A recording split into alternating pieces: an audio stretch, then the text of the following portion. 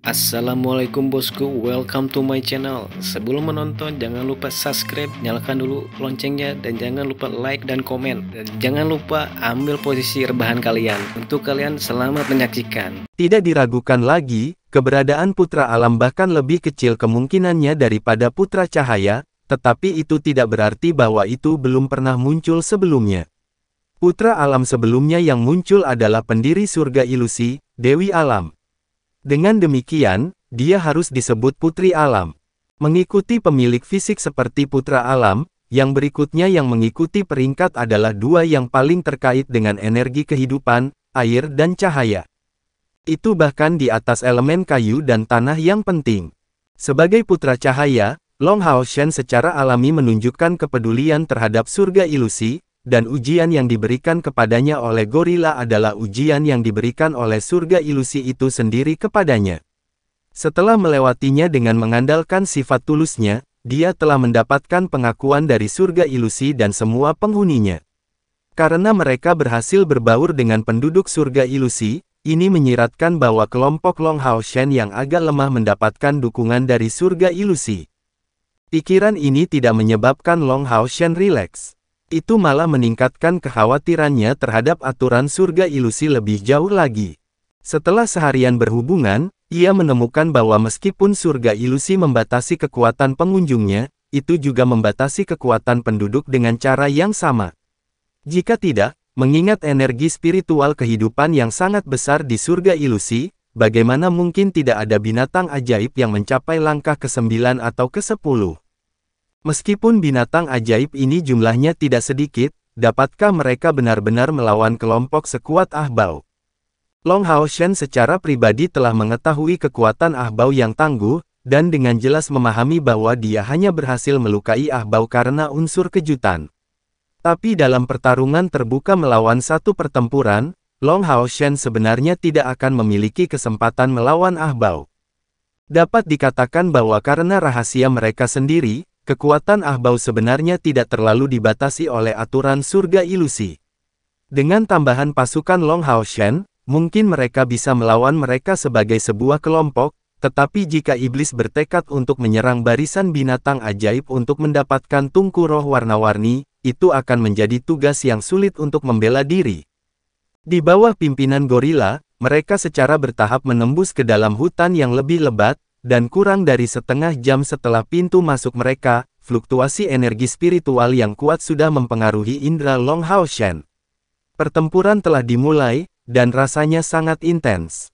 Namun, bagian yang paling kritis adalah dia tidak merasakan keberadaan lain kecuali dari kegelapan dan energi spiritual kehidupan.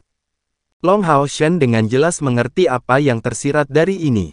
Kemungkinan besar itu berarti bahwa dari kelompok aliansi asli, hanya Keyer, Zhang Fangfang dan dia sendiri yang masih hidup.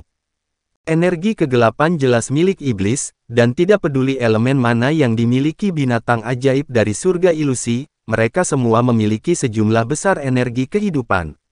Dengan dukungan dari surga ilusi, penilaian Long Hao Shen tidak bisa salah.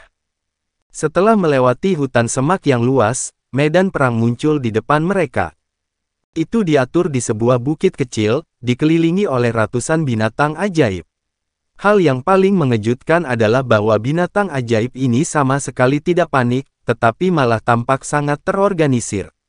Mereka bahkan tidak menghasilkan suara sedikit pun atau suara kemarahan yang berlebihan. Di sisi lain secara alami adalah kelompok iblis. Ahbao muncul sekali lagi di garis pandang Long Hao Shen, lukanya sudah sembuh. Bahkan iblis yang telah terluka parah oleh pasukan pemburu iblis kelas Jenderal ke-21, telah pulih juga. Setelah penghitungan sederhana, jumlah total iblis yang hadir adalah 9. Artinya dengan terkecuali dari iblis, yang telah menggunakan api biru dan telah dibunuh oleh kelompok Long Hao Shen, iblis tidak menderita kerugian bahkan setelah hari terakhir ujian. Dan, mereka semua telah mendapatkan tungku roh. Jadi semua orang mati tanpa kecuali. Di belakangnya, Zhang Fangfang mengungkapkan senyum pahit. Faktanya, kali ini, ada banyak kapten dari pasukan pemburu iblis tingkat komandan di antara kelompok aliansi. Kematian 7 dari mereka akan menjadi pukulan telak bagi pasukan pemburu iblis. Situasi saat ini sangat jelas. Tujuan dari kelompok Ahbau adalah untuk mencapai bukit setinggi 100 meter, dan binatang ajaib dengan berani menghalangi jalan mereka ke depan. Pertempuran itu sangat sengit, dan meskipun binatang ajaib tidak dapat dibandingkan dengan iblis dalam kekuatan individu, koordinasi mereka sangat baik. Mereka terorganisir dengan rapi dan mengepung iblis dari semua sisi. Kerja sama mereka adalah faktor penentu dalam menghalangi jalan iblis. Gorila itu mengeluarkan raungan marah, melihat kembali ke kelompok Long Hao Shen sebelum bergegas ke bukit. Long Hao Shen dan rekan-rekannya mengikuti dengan tergesa-gesa. Karena gorila membuka jalan, mengaum rendah, binatang ajaib yang melawan iblis tidak menghalangi jalan mereka. Saat mereka muncul, kelompok Long Hao Shen secara alami menarik perhatian Ahbau. Melihat mereka, dia benar-benar langsung menuju gunung. Tekad memenuhi mata Ahbau. Mengubah lengannya menjadi sepasang cakar naga, dia merobek binatang ajaib hingga hancur, memimpin 8 lainnya untuk menyerang dengan kecepatan tinggi.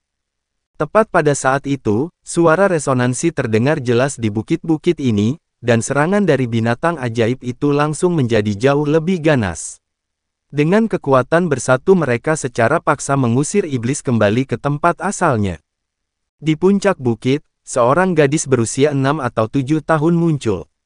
Dia berpenampilan lucu seperti kulitnya tampak cerah, dan sifatnya yang paling mencolok adalah wajah bayinya. Rambut biru mudanya yang panjang dikepang, dan dengan sedikit gerakan tangannya, dia mengarahkan jarinya yang lembut ke bawah. Saat dia berbicara, suaranya terdengar cukup lemah.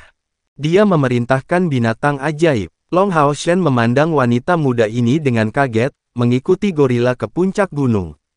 Bau energi kehidupan bahkan lebih kuat di sini, dan datang dengan perasaan gembira. Namun wajah wanita muda yang cantik itu dipenuhi dengan amarah, dan mata hijau tua yang besar dipenuhi dengan tekad yang besar. Gorila itu datang ke sisinya, secara alami menatapnya dengan sangat percaya diri, menjerit pelan. Mendengar gorila, wanita muda itu menoleh untuk melihat kelompok Long Hao Shen. Tatapannya mengembara ke setiap anggota, berhenti di Long Hao Shen hanya sedetik kemudian. Mata hijau tuanya segera dipenuhi dengan keterkejutan yang intens. Manusia, kamu adalah putra cahaya. Gadis muda itu mengucapkan kata-kata ini dengan suara yang sangat jelas. Long Hao Shen mengangguk, halo, adik perempuan. Kami datang ke sini untuk membantu Anda. Apa yang Anda ingin kami lakukan? Dia tidak segera memberi yang lain perintah untuk bergabung dalam pertempuran, karena dia dapat melihat bahwa gadis muda ini memiliki kendali yang baik atas medan perang. Di bawah kepemimpinannya, korban di antara binatang ajaib diminimalkan secara optimal, dan iblis dikepung dengan cara yang efisien. Dalam situasi ini, penambahan mereka mungkin tidak akan bermanfaat. Gadis kecil itu mengungkapkan senyum bahagia, menjawab, akhirnya, ada kabar baik. Itu sempurna. Putra cahaya, lindungi aku untuk saat ini, tolong. Mari kita bicara setelah saya mengubah kelompok kotor ini menjadi kacang bagi surga. Oke, Long Hao Shen memberikan jawaban langsung. Dia mengambil posisi di dekat gadis muda itu, dan menyaksikan pertempuran di kejauhan dari puncak bukit, sambil memberi perintah sederhana agar rekan-rekannya berkultivasi. Saya Long Hao Shen. Anda dapat memanggil saya langsung dengan nama depan saya. Long Hao Shen memberitahunya sambil tersenyum. Saat gadis itu memerintahkan pertempuran, dia menoleh dan menjawab, saya Ye Xiaolei. Meskipun saya tidak terlalu menyukai nama ini, itu telah dipilih oleh kakak perempuan saya untuk saya, dan saya tidak dapat mengubahnya. Kamu bisa memanggilku Xiaolei. Setelah mengatakan ini, suaranya menjadi aneh, mengeluarkan serangkaian perintah. Binatang ajaib di bawah sekali lagi mengubah formasi mereka, meningkatkan agresi mereka. Pada saat itu, binatang ajaib terus bergabung dalam pertempuran di lereng bukit. Sepertinya 9 iblis tidak akan ditekan dengan keras. Dan selanjutnya, kekuatan pertempuran mereka akan dikonsumsi saat pertempuran terus berlangsung. Zhang Fangfang berdiri di samping, dengan erat menekan bibirnya. Dia saat ini dipenuhi dengan keterkejutan total. Itu sama untuk orang lain yang juga memiliki ekspresi tidak biasa di wajah mereka, kadang-kadang memuncak melirik ke arah gadis muda itu. Alasannya sederhana, itu karena yang disebut gadis Ye Xiaolei itu memancarkan cahaya multiwarna yang samar. Tapi kecuali darinya, tidak ada keberadaan warna-warni lain yang ada di puncak bukit ini. Apakah dia menjadi pancaran warna-warni yang turun dari langit? Zhang Fangfang memiliki masalah lain yang membuatnya bingung. Mengapa gadis muda ini memanggil Long Haoshan Putra Cahaya? Dapat dikatakan bahwa mereka sudah memegang keuntungan yang cukup besar karena mereka berada di pihak surga ilusi. Tapi bagaimana Long Haoshan berhasil mencapai ini dengan begitu lancar? Pertempuran terus berlanjut, dan Long Haoshan dengan hati-hati memperhatikan perintah Ye Xiaolei. Meskipun dia tidak mengerti bahasa yang digunakan oleh Ye Xiaolei, dia bisa menentukan pola memerintahnya. Perintah Ye Xiaolei sebenarnya tidak serumit itu. Pertama-tama, dia membuat binatang ajaib ini bertindak secara keseluruhan, sama seperti pasukan dalam pertempuran, tidak membiarkan mereka menghancurkan barisan. Dengan cara ini tidak akan ada pengorbanan yang tidak berarti. Di garis depan ada binatang ajaib dengan kekuatan pertahanan yang menakjubkan yang dapat bertemu kekuatan dengan kekuatan, menyerang iblis secara langsung, sedangkan binatang ajaib di belakang mahir dalam serangan magis. Formasi pertempuran semacam ini sama dengan yang digunakan oleh manusia. Lebih penting lagi, ketika binatang ajaib di depan menerima luka parah, Ye Xiaolei akan segera memerintahkan mereka untuk mundur dan mundur ke belakang, bergabung dengan beberapa binatang ajaib yang berspesialisasi dalam penyembuhan. Menyulap lapisan demi lapisan cahaya hijau, mereka akan dengan cepat menyembuhkan luka, sebelum binatang ajaib yang pulih akan kembali dalam pertempuran. Setiap kali kemampuan yang kuat diluncurkan oleh kelompok 9 iblis, Ye Xiaolei kemudian akan mengerahkan seluruh energinya untuk memerintahkan binatang ajaib untuk mundur atau meluncurkan serangan terliar mereka sendiri, untuk menghindari, memblokir, atau menerobos kemampuan musuh. Kelompok 9 iblis tidak dapat dikatakan memiliki koordinasi yang begitu hebat, tetapi kekuatan individu mereka tinggi. Bahkan kekuatan Yueye jauh lebih besar daripada di masa lalu. Ahbao adalah yang lebih kuat, sampai-sampai binatang ajaib itu tidak dapat menyebabkan kerusakan padanya. Tetapi bahkan dalam keadaan itu, mereka ditahan, tidak dapat menembus barisan binatang ajaib, dan kerusakan yang berhasil mereka timbulkan pada binatang ajaib juga terbatas. Long Haoshan awalnya tidak bisa tenang, tetapi dengan seorang komandan seperti Ye Xiaolei di sini, bahkan iblis-iblis kuat itu kesulitan menyerang mereka. Bagaimanapun, ini adalah surga ilusi, tanah kelahirannya. Namun, Long Haoshan juga merasa penasaran dengan identitas Ye Xiaolei ini. Cahaya multiwarna yang dia pancarkan menyiratkan bahwa dia sangat mungkin merupakan asal mula awan cahaya multiwarna yang telah membubung di langit. Namun, bagaimana dia bisa berbentuk seperti manusia? Mungkinkah dia? Pada titik ini, Long Haoshan merasakan keheranan jauh di lubuk hatinya, memikirkan kata-kata yang dikatakan ayahnya sebelumnya, mengenai tingkatan Tungku Roh. Long Xingyu telah memberitahu Long Haoshan bahwa Tungku Roh juga diklasifikasikan ke dalam tingkatan, mencakup 5 tingkatan yang berbeda. Di antara mereka, Tungku Roh Suci yang dimiliki Long Haoshan hanya mencapai yang kelima, yang juga merupakan yang terendah. Tingkatan Tungku Roh dibagi berdasarkan kegunaannya serta kekuatan dan potensi pertumbuhan mereka, dan juga evaluasi mereka secara keseluruhan. Kealasan mengapa Tungku Roh Suci hanya berada di tingkat kelima adalah karena kemampuan pengasuhan khususnya tidak pernah diterbitkan oleh kuil ksatria, atau yang lain, itu sangat mungkin telah mencapai tingkat ketiga. Sebagian besar Tungku Roh dari tingkat kelima berorientasi dalam pertahanan atau dukungan, tetapi sangat sedikit yang merupakan Tungku Roh yang menggunakan serangan, mereka hanya membawa satu kemampuan, dan hanya memiliki kemungkinan untuk berevolusi 2 kali. Tungku Roh Suci adalah satu-satunya pengecualian untuk ini di antara Tungku Roh tingkat kelima. Menurut pendapat banyak orang, utilitas terbesar dari Tungku Roh Suci dalam penggunaannya oleh pengguna dengan tingkat kultivasi yang relatif rendah, bertindak sebagai inti dari timnya. Namun, dengan meningkatnya kultivasi seseorang, utilitas Tungku Roh Suci akan berkurang. Pada tingkat keempat, beragam Tungku Roh akan hadir.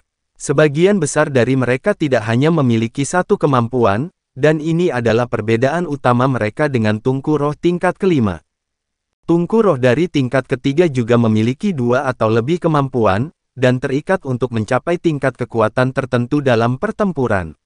Tungku Roh Suci yang dimiliki Long Hao Shen hanya memiliki kemampuan menarik atau menarik, yang jangkauannya juga terbatas. Mereka efektif, tetapi mereka tidak bisa disebut sangat kuat. Tungku Roh 1000 serangan Keyer milik tingkat ketiga. Hanya saja itu belum berevolusi, yang merupakan alasan mengapa Tungku Roh 1000 serangan saat ini hanya mampu mengaktifkan 1 kemampuan serangan. Namun, jika dia berhasil membiarkannya berevolusi, Tungku Roh 1000 serangan akan mendapatkan kekuatan yang besar. Di tingkat kedua adalah Tungku Roh paling kuat yang dikenal manusia. Di antara 74 Tungku Roh yang diketahui secara total, hanya 7 yang mencapai tingkat ini, yang masing-masing memiliki setidaknya 3 kemampuan. Tentu saja, efek serangan balik mereka juga cukup parah. Ada juga beberapa dengan 1 kemampuan di antara tingkat ini, tetapi itu akan menjadi kemampuan dengan kekuatan yang tak tertandingi. Seperti misalnya Tungku Roh yang dimiliki Ayah Keyer.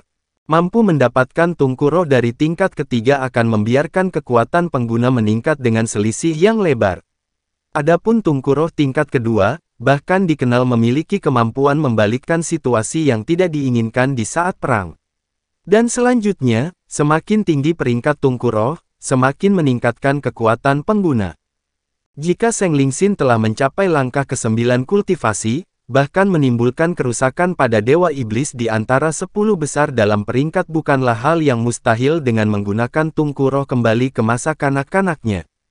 Adapun Tungku Roh tingkat pertama, hanya 1 yang ada saat ini, dan itu adalah Tungku Roh Samsara Keyer. Tungku Roh tingkat pertama tidak diklasifikasikan seperti itu untuk jumlah kemampuan yang mereka miliki, tetapi untuk kekuatan ledakan yang meletus ketika mereka dilepaskan. Persyaratan untuk Tungku Roh yang akan diklasifikasikan pada tingkat pertama sangat sederhana, hanya perlu menebus 2 langkah perbedaan. Jika Tungku Roh dapat mengizinkan penggunaannya untuk membunuh 2 langkah di atas kultivasi mereka sendiri, Tungku Roh ini kemudian akan diberi peringkat di tingkat pertama. Sampai hari ini, hanya Tungku Roh Samsara Keyer yang berhasil memenuhi kriteria ini. Tentu saja, serangan baliknya juga sangat dikenal oleh Long Hao Shen. Pada saat itu, ketika Long Xingyu memberitahu Long Hao Shen tentang 5 tingkatan Tungku Roh, dia juga memberitahu Long Hao Shen hal terakhir, bahwa dalam legenda, ada jenis Tungku Roh lain, yang bahkan bisa melebihi tingkat pertama. Namun, itu dikatakan hanya muncul dalam legenda. Itu tidak pernah ada dalam sejarah aliansi kuil, tetapi telah dilaporkan bahwa sekali di era mulia, Kaisar dari yang paling kuat dari 3 kerajaan telah memiliki Tungku Roh semacam itu. Dalam legenda, Tungku Roh jenis itu dikenal sebagai Tungku Roh yang cerdas. Artinya, tubuh utama Tungku Roh tidak berbentuk harta surgawi, tetapi memiliki tubuh hidup yang sejati, memiliki pengetahuan dan kecerdasan tingkat lanjut. Evolusi yang mungkin untuk Tungku Roh semacam itu tidak terbatas, sehingga membuat penilaiannya sulit. Namun, Long Hao Shen telah berasumsi pada saat itu bahwa Tungku Roh semacam ini hanyalah bagian dari legenda dan tidak lebih. Tapi itu tidak berarti itu tidak bisa muncul. Melihat Ye Xiaolei yang memerintah, Long Hao Shen tidak bisa membantu tetapi merasa diam-diam tercengang. Bagaimana bisa gadis muda ini menjadi salah satu Tungku Roh legendaris yang ayah bicarakan? Dia tidak bisa memastikannya, tetapi jika ini benar, identitas Ye Xiaolei tidak akan sulit diprediksi. Kakak perempuan yang baru saja dia bicarakan kemudian akan menjadi pendiri surga ilusi ini, sedangkan dia harus menjadi walinya. Bahkan dengan watak Long Hou Chen, dia merasa terpesona hanya dengan memikirkan hal itu. Tungku Roh yang cerdas, bahkan melampaui Tungku Roh Samsara Keyer. Namun, dia dengan cepat menghentikan dirinya dari memiliki pemikiran seperti itu. Tidak peduli apa, dia tidak bisa melakukan apapun yang merugikan gadis muda ini, dan juga tidak bisa mengizinkan siapapun untuk melakukannya. Perasaan ini benar-benar tulus, dan telah muncul ketika Long Hao Shen melihat Ye Xiaolei untuk pertama kalinya. Dia tidak tahu dari mana perasaan ini berasal, tetapi itu menyebabkan perubahan di hatinya sendiri, memberikan senyum di wajahnya. Itu adalah perasaan yang memberinya kenyamanan dan kemudahan. Namun, itu hanya jenis perasaan yang didapat seseorang dari mencapai perbuatan baik. Bukan perbuatan yang akan dilakukan seseorang demi suatu keuntungan atau untuk meninggikan diri sendiri, tetapi perbuatan yang datang dari lubuk hatinya yang paling dalam. Ini akan membuat seseorang merasa nyaman, dan menenangkan pikirannya. Merasa nyaman